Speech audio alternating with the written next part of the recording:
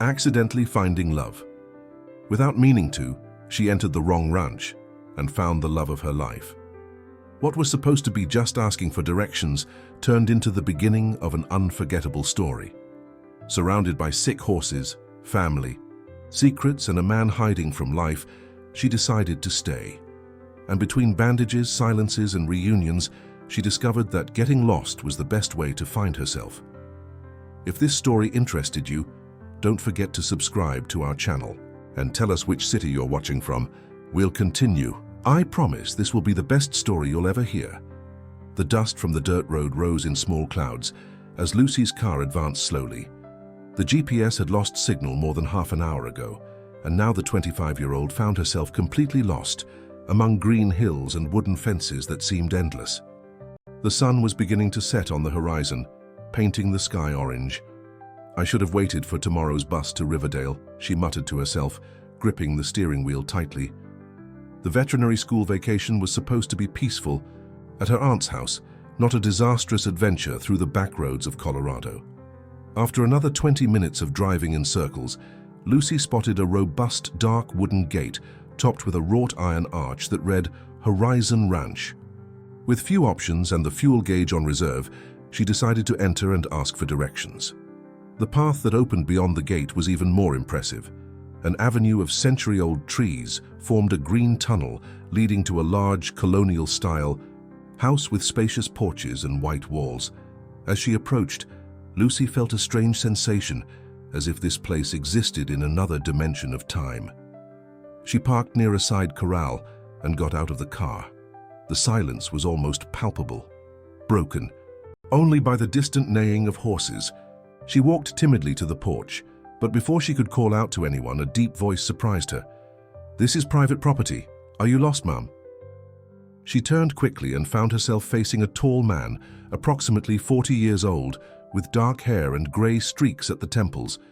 He wore simple work clothes, but his posture emanated authority. His intense, direct gaze made Lucy swallow hard before responding. "Sorry for the intrusion.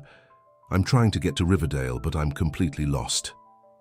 The man observed her for a few moments, as if evaluating her sincerity. His face remained impassive, almost severe. "Riverdale is about 20 miles from here. You took the wrong turn at the crossroads junction." "I'm Lucy Mitchell," she introduced herself, extending her hand in an automatic gesture.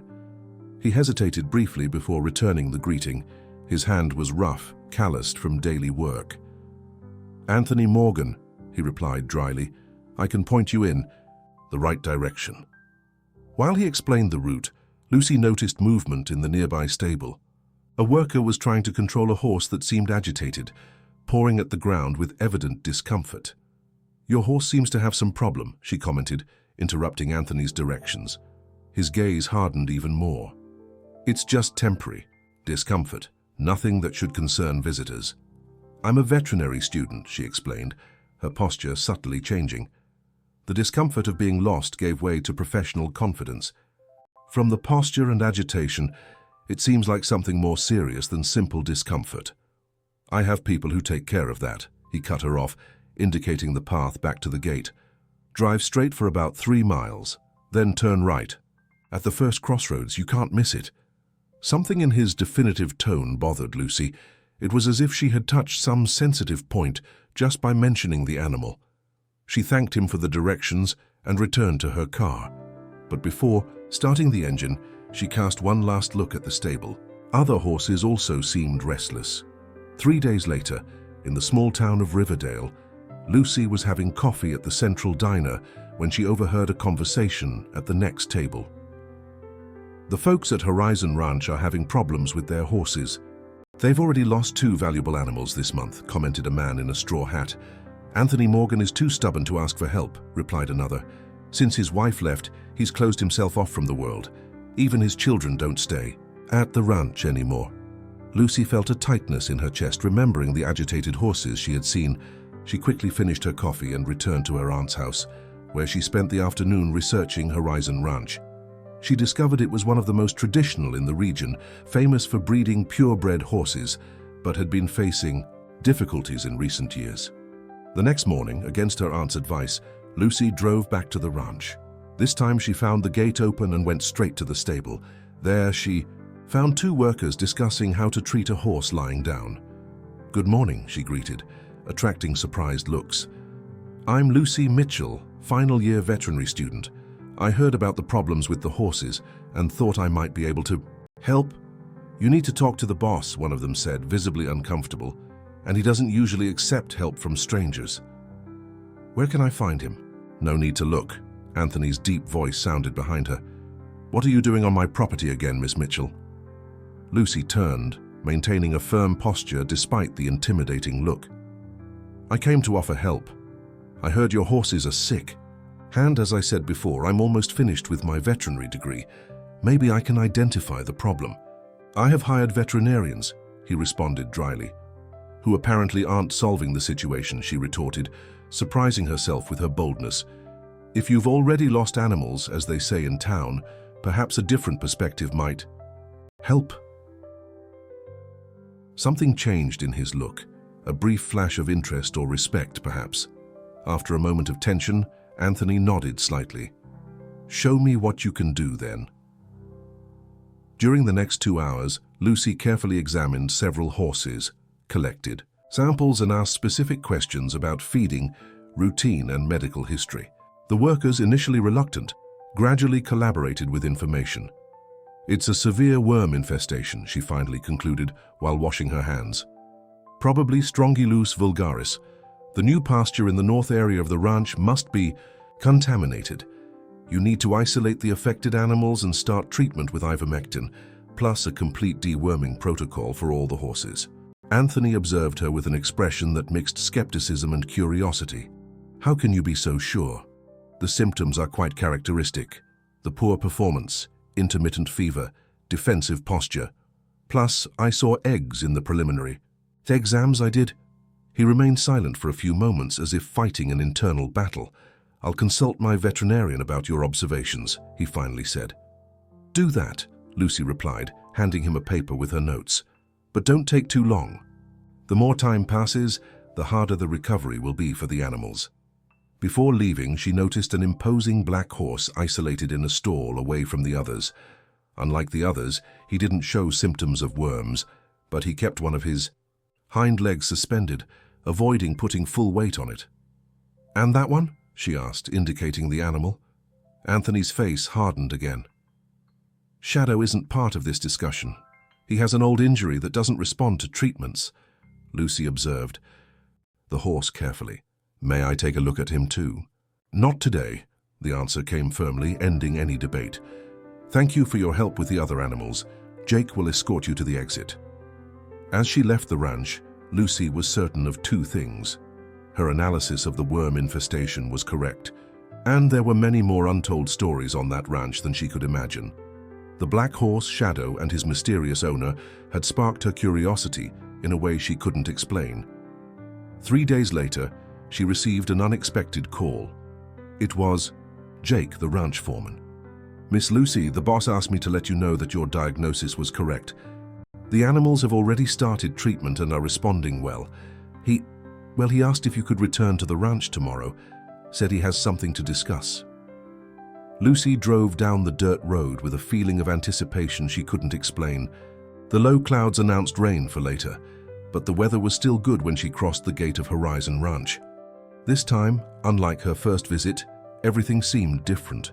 The workers greeted her with discreet nods, and Jake himself was waiting near the main house.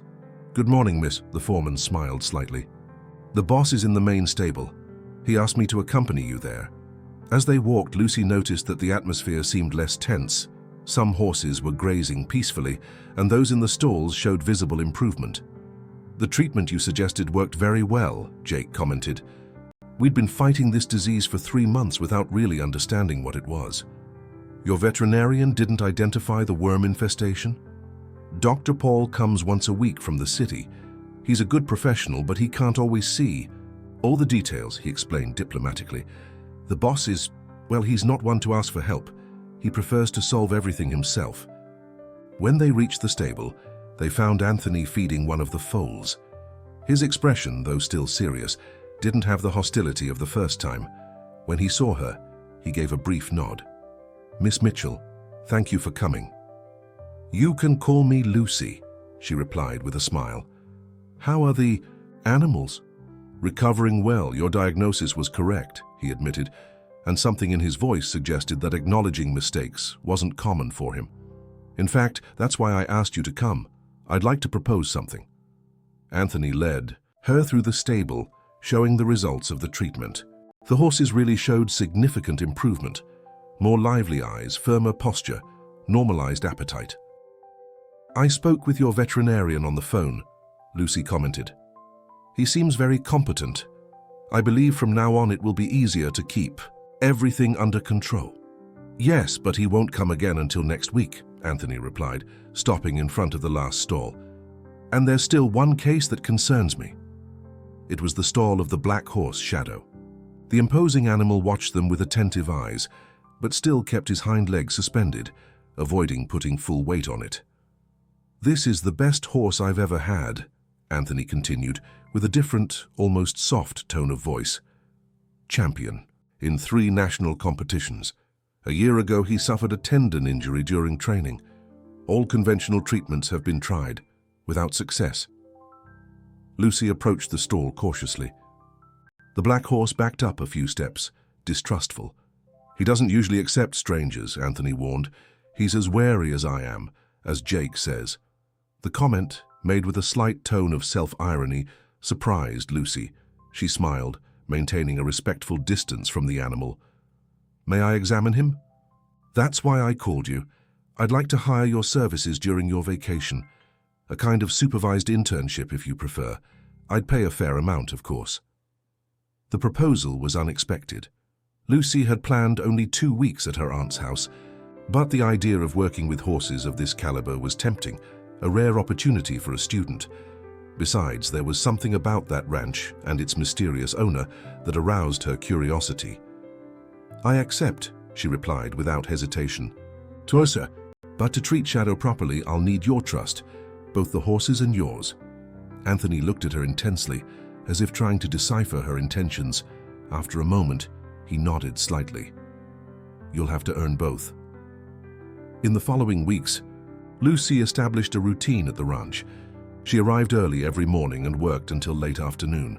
Initially, she focused on gaining Shadow's trust, gradually approaching him, offering apples, and speaking in a soft tone. The horse, like his owner, was resistant to approaches, but gradually began to yield. After the first week, she was able to fully examine the injured leg. The diagnosis was complex.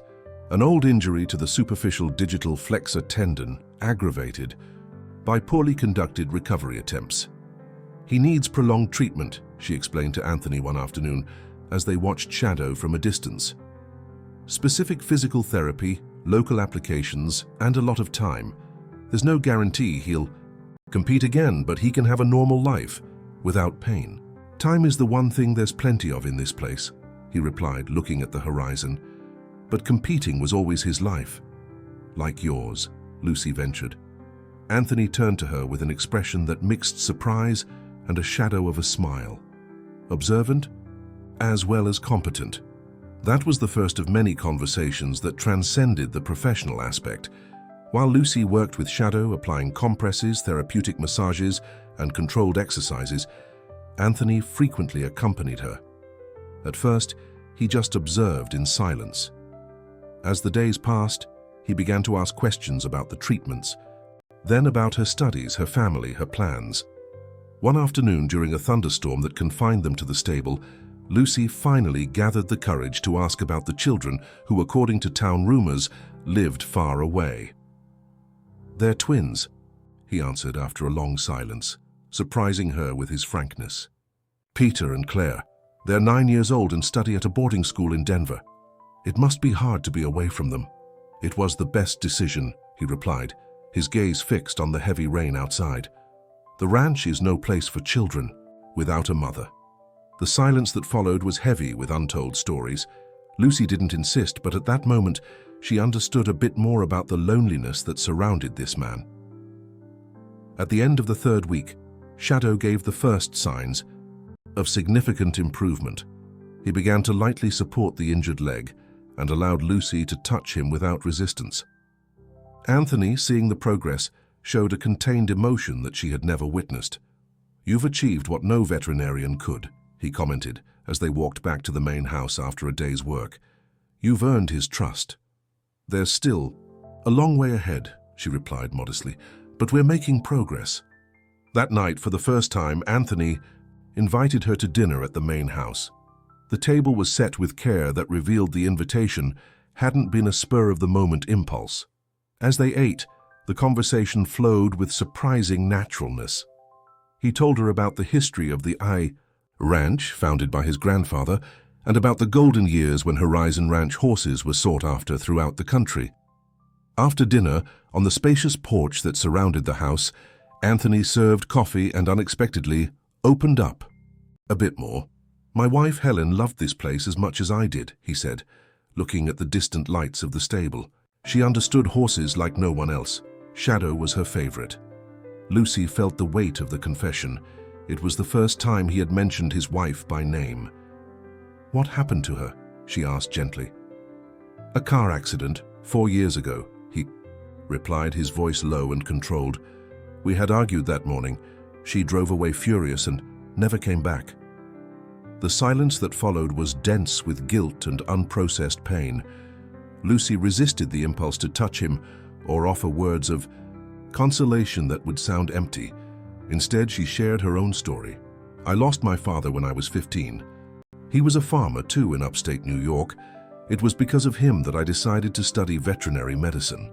That exchange of vulnerabilities marked a subtle change in their relationship. In the days that followed, Anthony began to share more of his routine with Lucy. He showed her the complete property expansion projects and even allowed her to suggest improvements in animal management. One afternoon, while examining Shadow in the pasture, Lucy noticed that Anthony was watching her from a distance. There was something different in his look, an intensity that went beyond gratitude or professional respect. When their eyes met, neither looked away. It was a brief moment, but loaded with unexpressed meanings. The arrival of the ranch's official, veterinarian Dr. Paul, at the end of that week, brought a new dynamic. Initially skeptical about Lucy's techniques, he had to recognize the positive results, especially with Shadow. "I'm impressed," he admitted, after examining the black horse. "I never thought he would put weight on that leg again. You have a natural gift, Miss Mitchell." While they discussed the next steps of the treatment, Lucy noticed that her vacation period was coming to an end. In a few days, she would need to return to the city and resume the last semester of college. The realization brought an unexpected sense of loss. On the eve of her departure, while storing her equipment, she was surprised by Anthony. "I heard you're returning to the city tomorrow," he said, standing at the door of the small office she had occupied. "Yes, classes start again on Monday," Lucy confirmed, trying to keep a casual tone. "What happened here in the last few weeks?" he began, seeming to search for the right words. "It was important. For the horses. For the ranch." "It was important for me too," she replied sincerely. "I learned a lot." They both knew they were talking about something deeper than a simple internship. The silence that followed was loaded with unspoken words and unexplored possibilities. "I had an idea," Anthony finally said. "I'd like to propose that you continue Shadow's treatment. You could come on weekends if you want. I'll pay well, of course." It was a practical, almost commercial offer, but his look revealed much more. "I'd like that," Lucy replied, feeling that this agreement sealed more than a professional commitment. When they said goodbye the next day, Anthony surprised her with an unusual gesture. He lightly touched her arm before stepping away. "Until Friday," he said simply. On the way back to the city, Lucy reflected on how a wrong road had led her to an unexpected destination. Horizon Ranch, once just a point on the map, now occupied a significant space in her thoughts, and its owner, the reserved Anthony Morgan, had crossed barriers she never imagined possible. In the following 2 months, Lucy's routine was divided between studies in the city during the week and trips to Horizon Ranch on weekends. Each return was marked by small changes.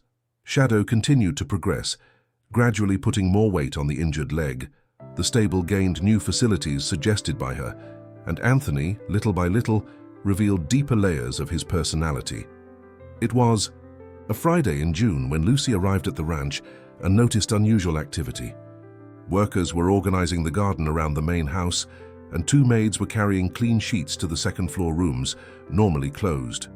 "Are we expecting visitors?" she asked Jake, while storing her material in the stable. The foreman smiled enigmatically. "The boss didn't tell you? The little ones arrive tomorrow for winter break. First time in almost 2 years they've come to the ranch." The news surprised Lucy. In none of their conversations had Anthony mentioned plans to bring the children back.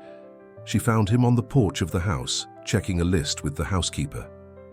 "I heard we're having visitors," she commented, as she approached.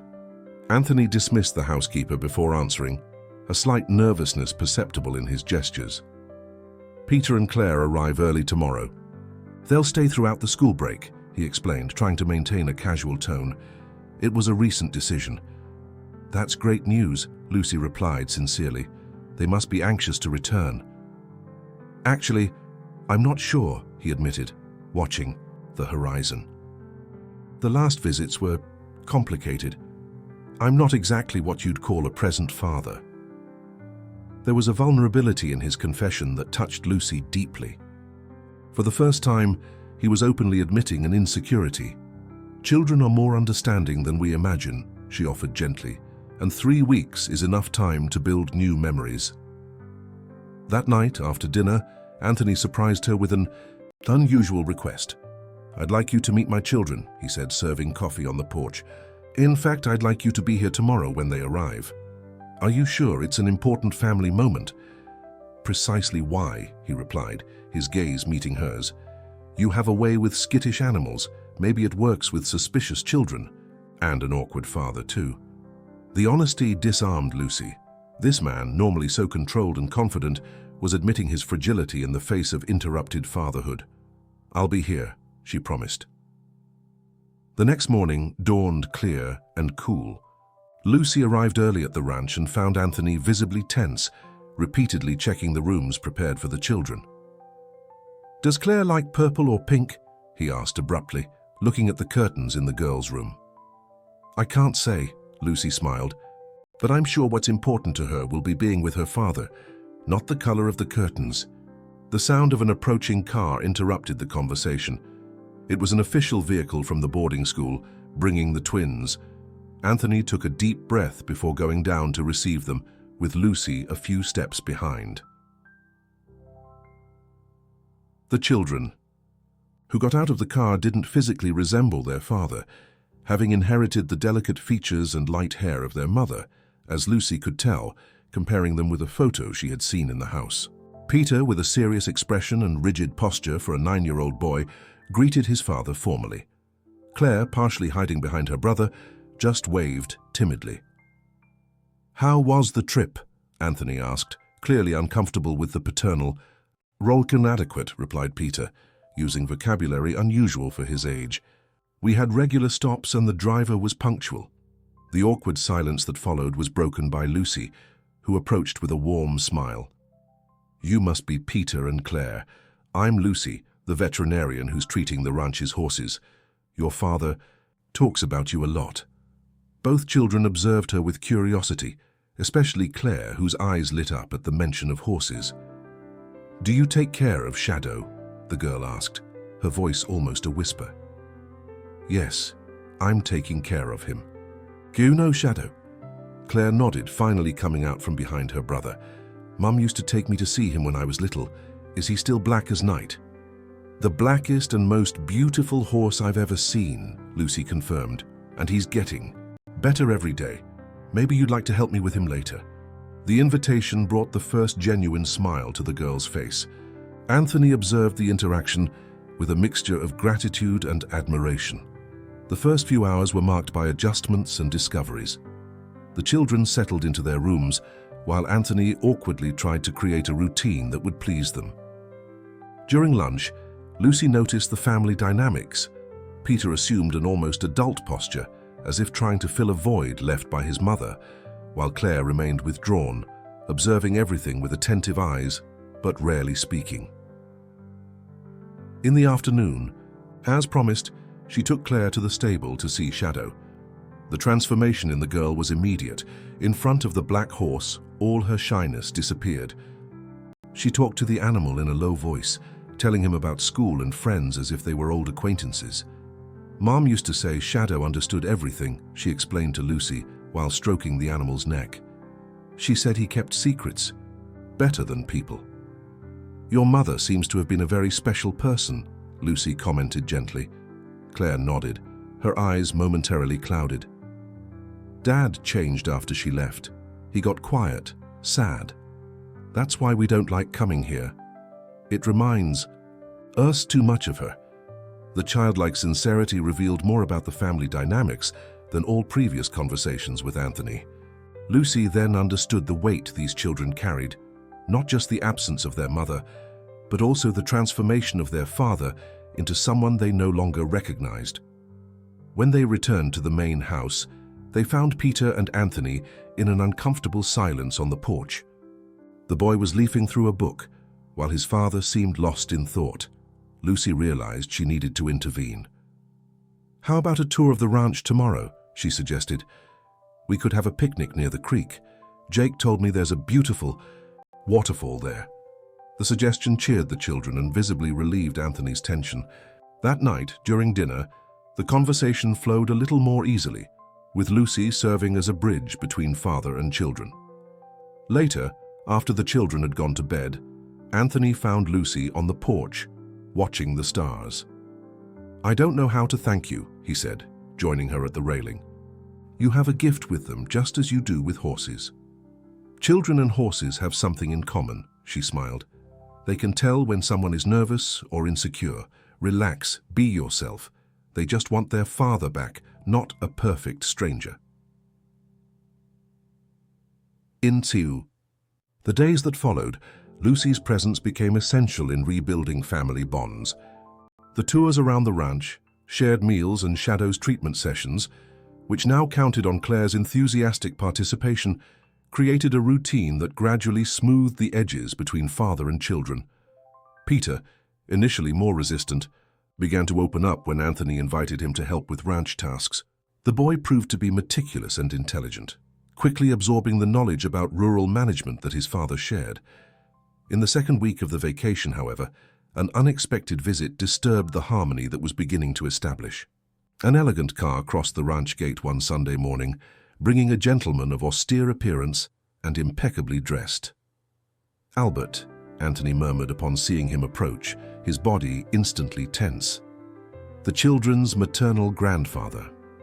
Lucy immediately noticed the change in atmosphere. The children, who were playing in the garden, ran to hug their grandfather, but the look Albert cast at Anthony was icy. "I came to check on my grandchildren," he announced without preamble after the initial greetings. "I was surprised when I heard they would spend their vacation here after so long."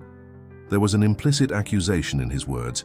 Anthony introduced Lucy briefly, explaining her role at the ranch. Albert's assessing look made her uncomfortable. During lunch, the tension was palpable. Albert asked direct questions about the children's school routine, their plans for the future, as if Anthony weren't present. "Claire told me she intends to study music more seriously," he commented at one point. "The conservatory near my house would be perfect for her." "We haven't discussed that yet," Anthony replied, his voice controlled but firm. "Any decision about my children's education will be made by me." "Like the decision to keep them away from the only family they have left," Albert retorted, abandoning subtleties. "Hidden in a boarding school while you bury yourself in this ranch, running from your responsibilities?" The children watched the discussion with wide eyes. Lucy quickly intervened, suggesting they show Peter and Claire the baby rabbits that had been born the day before. Reluctantly, the children followed her outside, leaving the two men alone. Later, when Albert finally left, Anthony seemed exhausted. He found Lucy in the stable, where she was checking Shadow's medications. "He's going to try to take the children from me," he said without preamble. "He threatened to file for custody, claiming I'm an absent father and emotionally unavailable." "Can he do that?" Lucy asked, alarmed. He has influence and money. And to be fair, I haven't been present in their lives since Helen left, he admitted, running his hand through his hair in a gesture of frustration.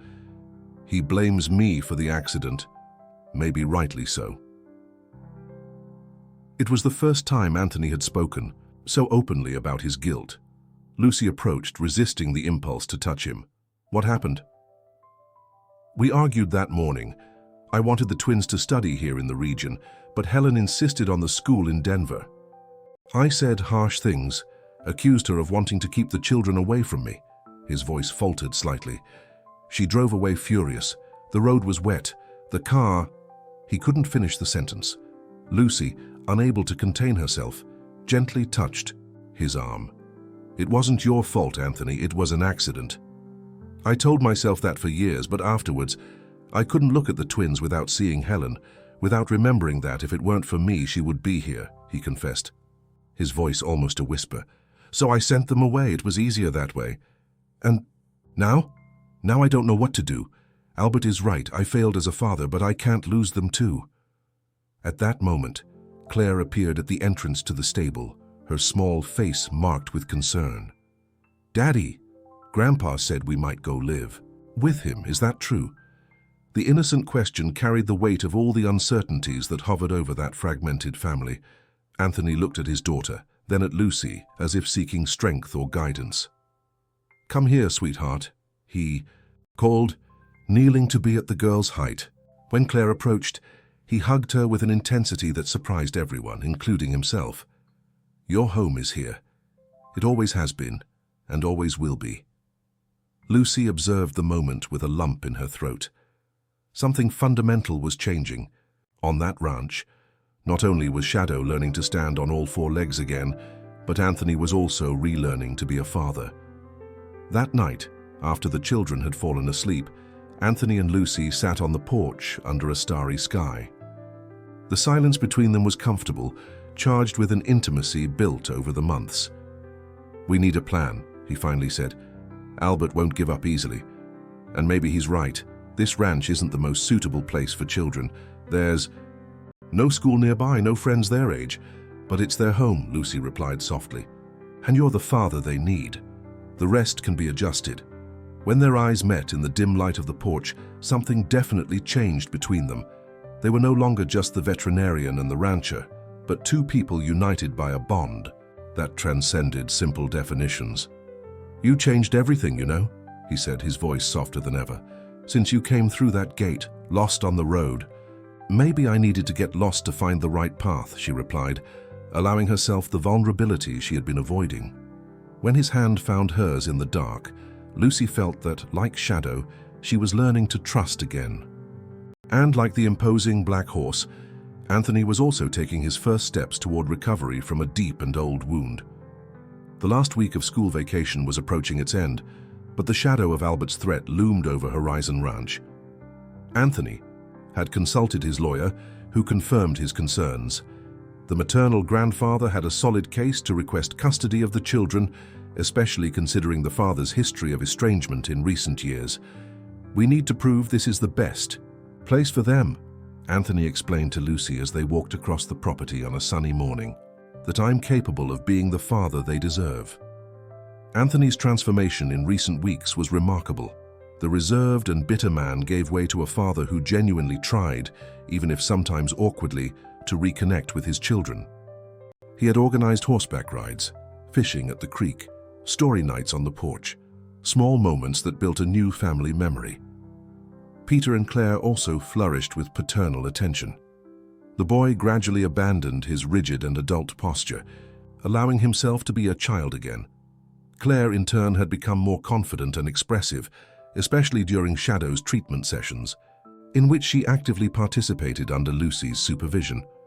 I think we should look for schools in the region, Lucy suggested, as they watched the children playing with the ranch dogs.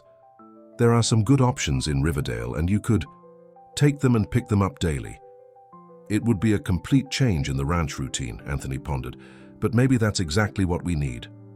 That morning, however, would bring an unexpected challenge. Claire, always fascinated by nature, had decided to explore an old apple tree by the creek alone. She climbed its branches without anyone noticing, trying to observe a bird's nest she had spotted days earlier. The sharp scream cut through the ranch air like lightning. Lucy and Anthony ran towards the sound, followed by Peter and some workers. They found Claire fallen by the tree, unconscious, with a cut on her forehead and her arm in an abnormal position. "Claire!" The desperation in Anthony's voice was palpable as he knelt beside his daughter. "My God, Claire!" Lucy quickly took control of the situation. She checked the girl's vital signs and examined her pupils. "She's breathing normally, but we need to take her to the hospital immediately," she instructed firmly. "Don't move her arm, it looks fractured.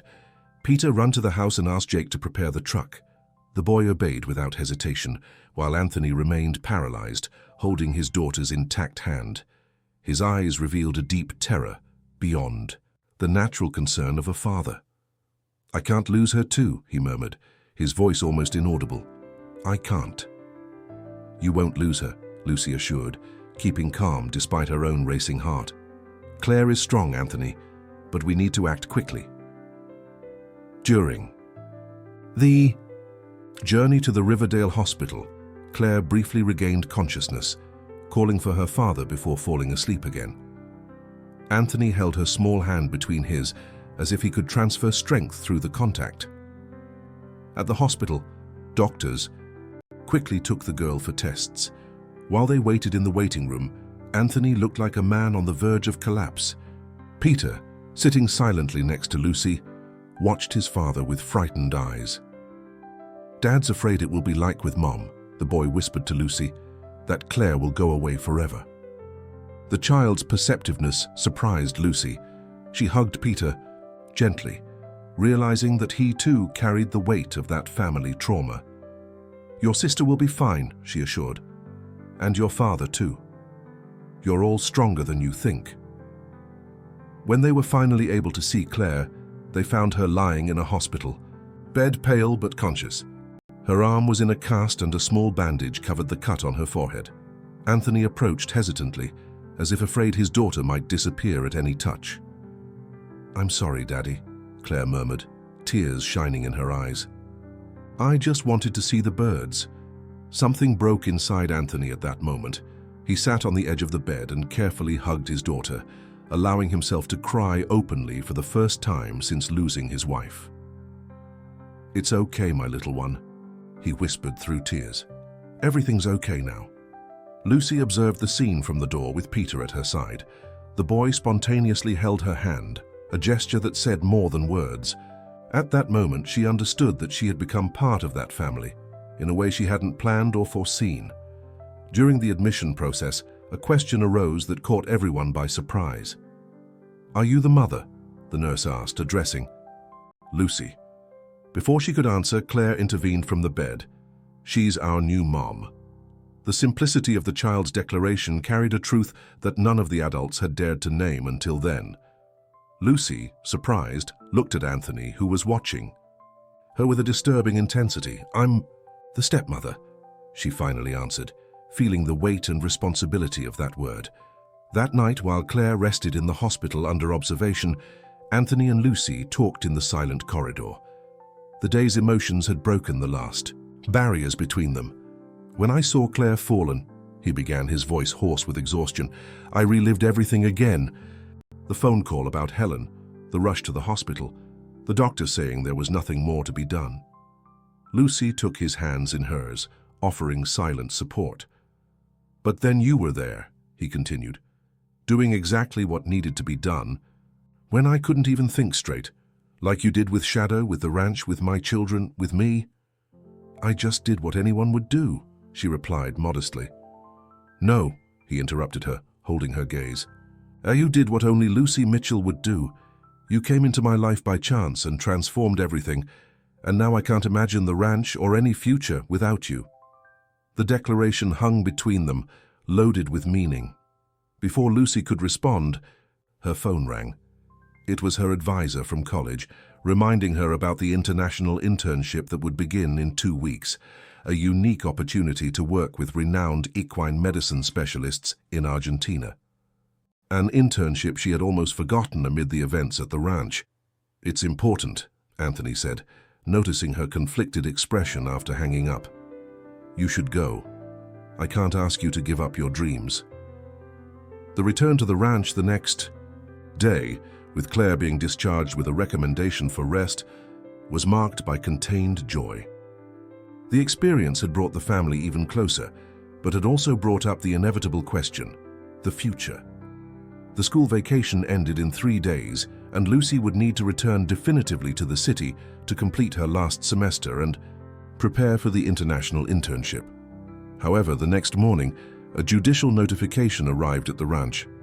Albert had formalized the request for custody of his grandchildren, alleging that the rural environment was inadequate and dangerous. Using Claire's accident as evidence, the preliminary hearing was scheduled for the following week. The news shook the fragile harmony achieved. Anthony, however, did not show the desperation Lucy expected. Instead, a calm determination took over him. "I won't lose them again," he affirmed as they discussed the matter on the porch, away from the children's ears. "I've run away from my responsibilities as a father once. I won't do it again." In the days that followed, Anthony and Lucy worked tirelessly on a plan to counter Albert's allegations. They researched schools in the region, developed a schedule of extracurricular activities, and Anthony even began renovations on the main house to create an adequate study space for the children. On the day of the hearing, they arrived at the Riverdale courthouse prepared for a difficult battle. Albert was already there, impeccably dressed and accompanied by an imposing-looking lawyer. What no one expected, however, was the judge's decision to hold a conciliation hearing, even calling the children for a conversation in his chamber. While they waited, Lucy discreetly held Anthony's hand, giving him strength. When the children finally came out of the judge's chamber, Claire ran straight to them, hugging them simultaneously. "I told the judge I want to stay at the ranch," she announced, with the direct simplicity of children. "I said you're different. And now, Daddy, and that we have Lucy too." Peter, more restrained but equally determined, added, "I explained that we're learning about ranch management, practical biology, and veterinary medicine. It's a different education, but important." The judge, a middle-aged man with a serene expression, invited the adults to his chamber. After hearing arguments from both sides, he made an unexpected proposal. "Mr. Morgan, I understand your desire to keep your children at the ranch. It's your right as a father. However, Mr. Wilson's concerns about the children's formal education are legitimate," he explained calmly. "I propose a 6-month trial period. During this time, the children will remain in your custody, but they must attend a regular school and have complementary educational support at the ranch itself." Albert protested vehemently, but the judge was firm. "I noticed that the children have a strong bond with their father and with the ranch. Separating them now would be traumatic and counterproductive. However," he added, addressing Anthony, "you will need to demonstrate that you can provide both emotional stability and adequate intellectual development." On the way back to the ranch, a reflective silence dominated the car. The children had stayed with Albert for a brief visit. Returning the next day, Lucy contemplated the rural landscape, lost in thoughts about life's crossroads. 6 months, Anthony finally said. "We need to find a suitable school, hire private tutors for complementary classes, reorganize the entire ranch routine. And I have to leave in 2 weeks," Lucy added softly. The international internship she had dreamed of now seemed distant and less important in light of what she had experienced in recent months. The decision she had made the night before, after hours of reflection, weighed on her heart. Not with sadness, but with the certainty of someone who finally finds their true path. "I'm not going to Argentina," she announced, turning to face Anthony. "I've already talked to my advisor. I can complete my final internship here in the region, working with Dr. Paul at the ranch and other rural properties." Anthony stopped the car by the side of the road, looking at her in amazement. "I can't let you sacrifice your future for us, Lucy." "It's not a sacrifice," she replied with conviction. "It's a choice. Horizon Ranch and you all, you've become my horizon now." "Are you sure? It's a decision that will completely change your life." "Some people spend their whole lives looking for their place in the world," she smiled lightly. Touching his face, I was lucky enough to get lost on the right road. The following weeks were of intense adaptation. Peter and Claire began attending school in Riverdale, waking up early every day for the trip back and forth. Anthony completely reorganized his routine to accompany them, delegating more responsibilities to Jake at the ranch. Lucy, now officially living in one of the rooms in the main house, divided her time between completing her course, working with Dr. Paul, and coordinating a complementary educational program she had developed for the children. Teachers from the region came to the ranch 3 times a week for special classes in natural sciences, regional history, and arts, using the rural environment as a practical learning laboratory. Shadow continued his recovery, now grazing freely, with the other horses under Claire's watchful eye, who had taken on part of the daily care of the animal as her special task. When the judge's first quarterly evaluation approached, Anthony surprised everyone by hiring an architect to adapt an old barn near the main house into a small rural school. The project included a complete classroom, library, and basic science laboratory. "If we're going to do this, we'll do it right," he explained when Lucy questioned the investment. "Not just to satisfy the judge, but because it's best for Peter and Claire, and maybe in the future for other children in the region." The evaluation hearing was surprisingly calm.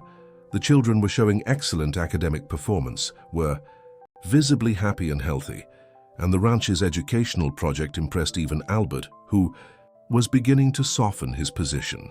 "Helen would be proud," he reluctantly admitted to Anthony after the hearing. "You're becoming the father she always believed you could be." That night, Horizon Ranch celebrated the small victory with a special dinner. The children enthusiastically recounted their plans to help build the rural school, interrupting each other with the enthusiasm characteristic of recovered childhood. Later, after Peter and Claire had fallen asleep, Anthony found Lucy on the porch, her favorite place for the most important conversations. The full moon illuminated the fields, giving them an almost magical silvery glow. "You know what Claire asked me today?" he said, approaching. "She wanted to know when you're going to officially become our mother." Lucy smiled, her heart slightly quickening. "And what did you answer?" "That it depended on you," he said, taking her hands in his. "That sometimes in life, people find new paths, new horizons when they least expect it. And that, sometimes, a wrong road can lead to the right destination." Under the starry Colorado sky, Anthony knelt before her, holding a small velvet box he had taken from his pocket. "Lucy Mitchell, you got lost on my road 6 months ago, and since then, you've helped all of us find our way back, to life, to happiness, to love. Would you agree to get lost with me forever?" With tears in her eyes, Lucy looked at the ranch that had become her home, at the house that now sheltered not just painful memories, but promises for the future. She thought of the children sleeping peacefully, of Shadow who had returned to galloping across the fields, and of the man before her who had learned to open his heart again. "Yes," she answered simply. "Some paths are inevitable." The next morning, when they told the children the news, Claire ran immediately to the stable. Lucy found her whispering animatedly into Shadow's ear. "What are you telling him?" she asked, approaching. "That now we're a real family," the girl replied with a radiant smile. "Mom always said Shadow knew how to keep secrets. I told him my biggest wish a few months ago, and now it's come true." "And what was that wish?" Claire hugged her tightly, her small voice loaded with emotion. "That you would never find your way back and would stay here with us forever." Lucy hugged her back, understanding that sometimes getting lost is the only way to truly find yourself. Among the golden fields of Horizon Ranch, a family was reborn, proving that new beginnings are possible, even in places marked by the scars of the past. And Shadow, the imposing black horse that had returned to galloping freely across the fields, seemed to observe them with the silent wisdom of one who always knew that old wounds, with the right care and time, can finally heal. Dear listeners, we hope that Lucy and Anthony's journey has touched your hearts. To continue this emotional experience, we've prepared a special playlist with equally captivating stories. Find it here, clicking to your left. If this story awakened emotions in you, Don't forget to subscribe to our channel and like the video. Every day, we bring new narratives that explore the complexity of life and the beauty of new beginnings. Share in the comments if you've ever found